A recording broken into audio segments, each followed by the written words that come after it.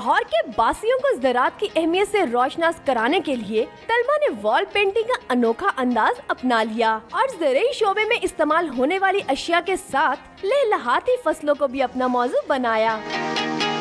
Agriculture जो हमारा एक बेसिक जो मेन सेक्टर है, इसको हम लोगों तक इसके बारे में आगाही पहुंचाएं, क्योंकि हर वो बंदा जो कि खाना खाता है वो किसी न किसी तरीके से एग्रीकल्चर के साथ इन्वॉल्व है।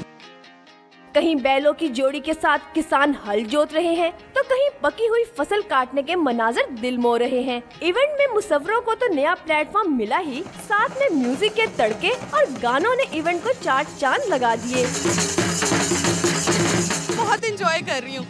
एक जो ढोल बज रहा है यहाँ पे, लाहौर का बैकग्राउंड सच, और उसके साथ हम एग्रीकल्चर की वॉल पे पेंट कर रहे हैं तो बहुत मजा आ रहा है। आर्टिस्ट जितने भी यहाँ पे इकट्ठे हुए हैं वो आज अपना मैसेज देना चाह रहे हैं, अपनी थिंकिंग देना चाह रहे हैं अपने आर्ट के जरिए।